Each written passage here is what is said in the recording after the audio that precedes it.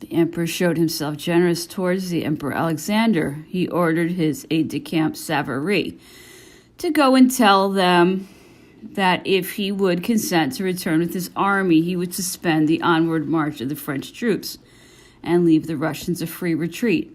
He sent also back without any ransom Colonel Repnin and all the prisoners of the Russian Imperial Guard with a flattering message about their bravery.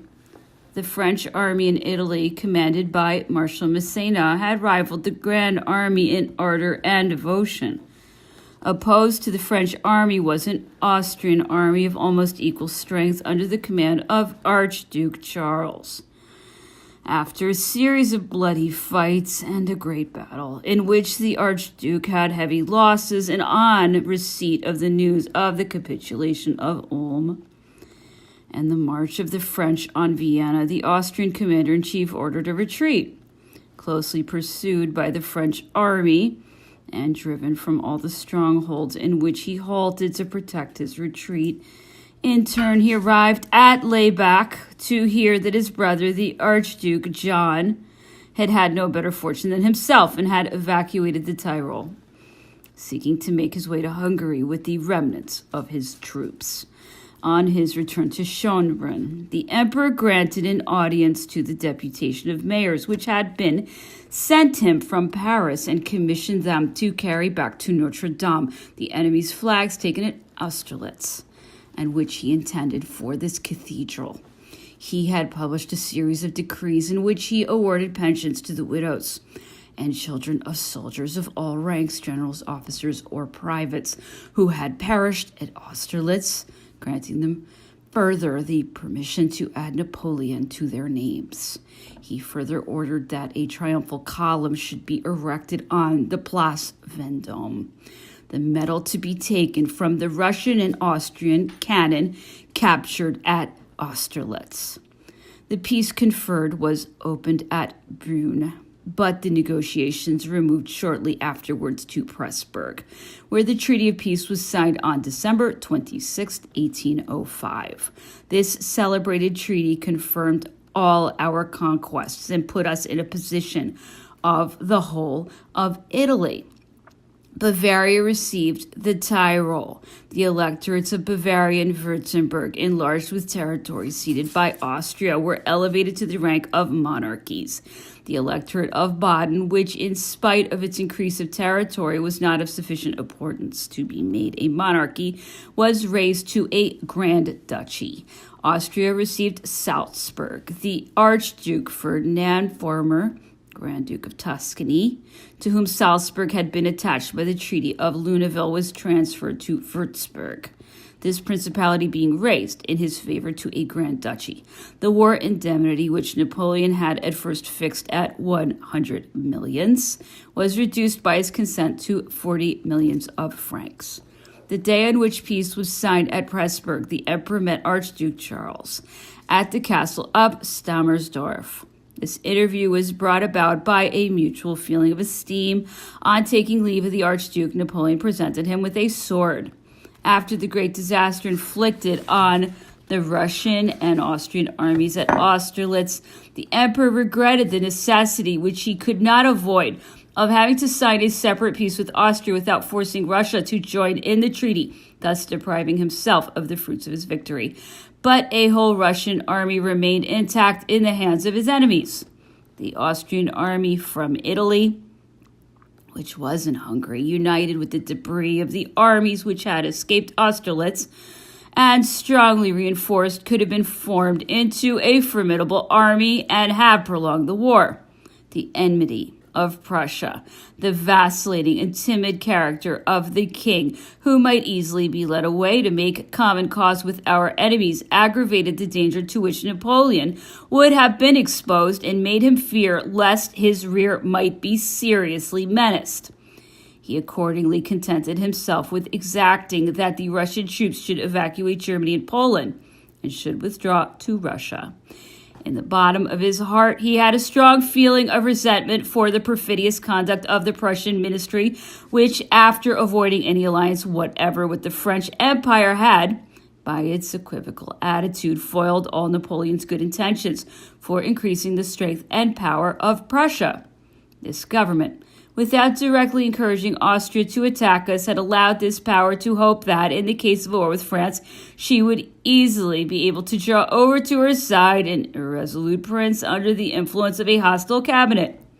Exposed by this dangerous uncertainty to a menacing peril, forced to postpone the accomplishment of his designs and his dream of general pacification to an indefinite epoch, Napoleon had already had occasion to witness the full ingratitude and hostility of the Berlin cabinet on the specious pretext of a violation of territory, on the occasion, namely, of the marching of French troops through Ensbach, which before then had been crossed by the Austrians and the Bavarians.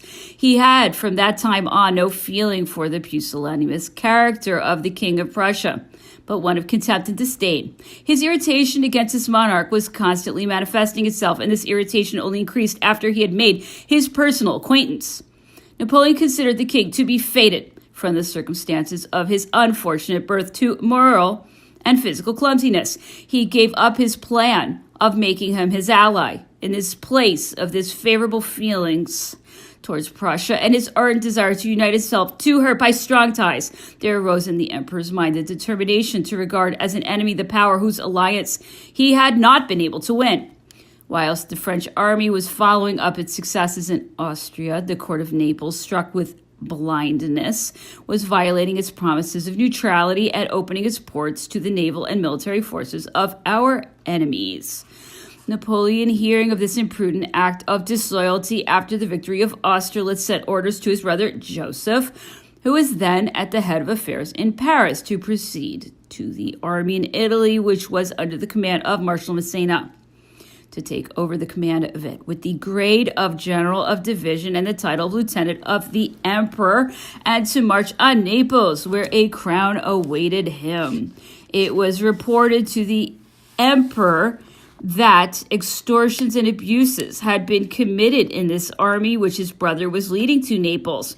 He gave orders for their repression. A fund of 800,000 francs produced by illegal requisitions had been fraudulently appropriated and deposited in a Milan banking house.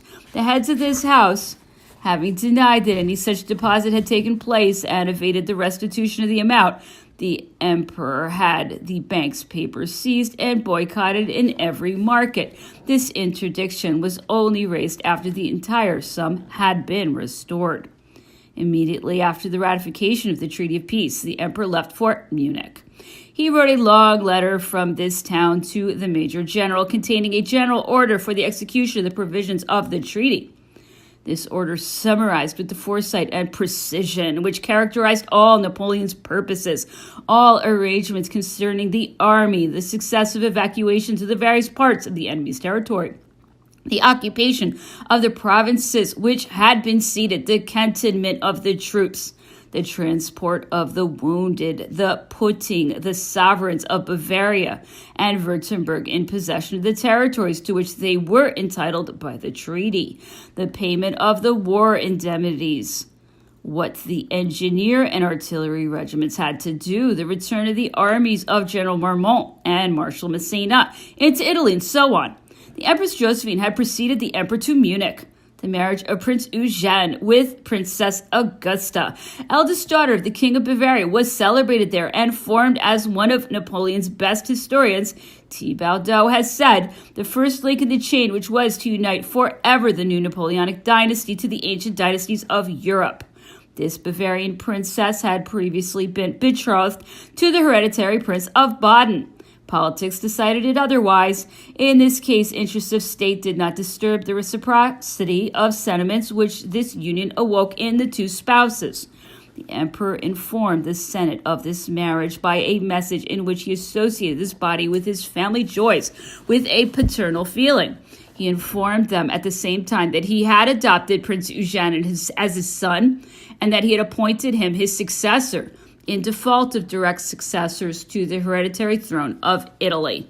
The 10th Nivose of the year 14 of the Republic, corresponding to December 31st, 1805, was the last day of the Republican calendar. The Gregorian calendar had the advantage of being used by almost all the people of Europe and America, whilst the Republican calendar, apart from its inconvenience for our relations with foreigners and the isolation which resulted therefrom, had the further disadvantage of deriving its origin from a period which was remembered with as great disfavor in France as in the rest of Europe.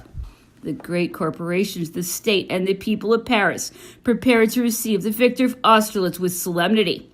The Senate, on the initiative of the tribunate, which went in a body to the Luxembourg Palace to carry the flags which the emperor destined for it there, decreed in the name of the French people that a triumphal monument should be erected to Napoleon the Great, that the Senate should go to meet him in a body, and that the letter by which the sovereign entrusted the care of the flags captured from the enemy to the High Assembly should be engraved on a marble tablet and placed in the sessions chamber. The Paris municipality handed over to the metropolitan clergy with great pomp and ceremony the flags which the emperor had destined to be hung up in Notre Dame. Napoleon and Josephine, received with general enthusiasm, re-entered Paris on January 26, 1806. The emperor's return was hastened on by a very grave crisis which affected the Bank of France. The intensity of this crisis was attributed to various causes, which are mentioned in detail further on. The depreciation of public paper occasioned thereby was aggravated by a maneuver arranged in London and about which the English newspapers at the time boasted. This maneuver consisted in producing by concerted means a bad rate on the Paris market in order to spread doubts as to the bank's solvency and to excite a public panic, which would send all the holders of Bank of France note rushing to the bank to get cash in exchange. The primary cause of the fall in public securities was the emission of a very large number of receiver general debentures, which were negotiated for the realization of funds necessary for an operation made in the name of the contractors to the French Provision Company. This company had been previously charged with the supply of all provisions for the Spanish fleet at Brest. This colossal operation proceeded from an agreement which Monsieur Ovrard, the representative of the company, had induced the King of Spain, who was to share in the profits, to conclude. The company undertook to supply the Spanish-American colonies with everything they required in the way of provisions and to export all the productions and all gold and silver which these countries produced. This double commercial and banking operation, almost unexampled and beyond the forces of the richest banks of the present day, would have secured prodigious profits to the company had it been able to carry it out whilst awaiting the realization of the funds which were to be drawn from the Spanish colonies. Immense capital was necessary. The funds at the disposal of the Provision Society were far from being adequate. The banks, thanks to the influence of one of its governors, who was one of the directors of the company, readily accepted all the company's paper. The public treasury, on its side, gave the company receiver general debentures in exchange for their promissory notes, so that the bank was in a position of having issued more notes than it had cash to meet them with. And the treasury had nothing but the company's paper in its chests, instead of bills of real value. The company succeeded in drawing from the treasury bonds to the extent of more than 100 million francs in the financial year of 1806. The negotiation of these bonds having become known, and malevolent maneuvers having intensified the evil, the public took alarm and stormed the bank to get its notes converted into cash. The emperor heard of this financial crisis with great anxiety. Immediately after his return to Paris, he called together a council in which he caused himself to be informed on all the operations of the Provision Company, the embarrassed state of which was in consequence exposed. The minister of the Treasury could with difficulty defend and justify such financial transactions. The emperor could only accuse him of a want of prudence, for his honesty was above doubt, and blame him severely.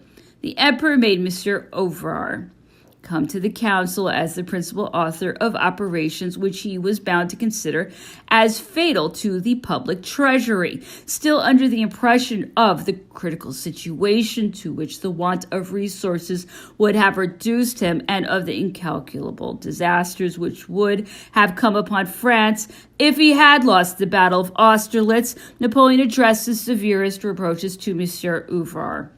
He said, amongst other things, in a violent fit of indignation, that he wished he could raise a gallows sufficiently lofty to hang him on as a lesson to the whole of France. Monsieur Ouvrard, who was standing behind the judge's chair, bore this attack without appearing the least affected by it, and without saying a single word in his defense. He withdrew without any confusion, although the emperor had very roughly ordered him to go away. Whenever bankers were in question, Napoleon always remembered with bitterness how he had been forced on the 18th Brumaire, all the public trusts being empty, to address himself to the bankers to procure the means for governmental necessities, and how he had to make arrangements with them of the kind which young gentlemen of family make with usurers.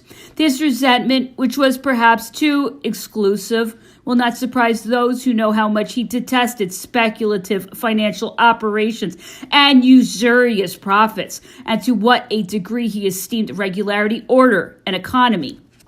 Napoleon pursued the job-mongers without respite, and when he was unable to bring them into the clutches of the law, he would disgrace them forever by means of the printing press. The Moniteur is full of articles holding them up to public contempt. The examination which he had made of the accounts of people who had the audacity to represent themselves as creditors of the state had proved, on the contrary, to his satisfaction, that the claims were unsound, and that they were debtors to the public treasury. The experience which, in this respect, he had acquired in Italy and in the command of the armies, he inspired him with a prejudice against the jobbers, which was often only too well justified.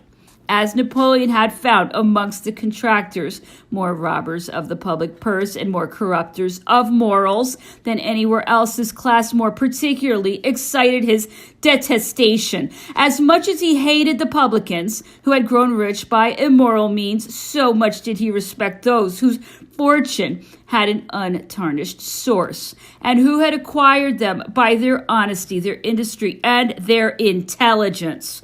On the morrow of the painful scene which Monsieur Ouvrard had to endure, one of his friends, a Monsieur Allais, came to dine with the Minister of Finance. He spoke to the Minister of the Bankers' Affair, which at that time was occupying everybody's mind, and told him that he had heard with pleasure that this matter, which at first had appeared so menacing for its authors, was under way of settlement, that the Emperor had not wished to appear satisfied with Monsieur Ouvrard's explanations, but that in his heart he readily admitted his genius for finance. Monsieur Allais went so far as to add that Monsieur Ouvrard expected to receive later on the declaration of the Legion of Honor as a mark of the Emperor's appreciation of his talents.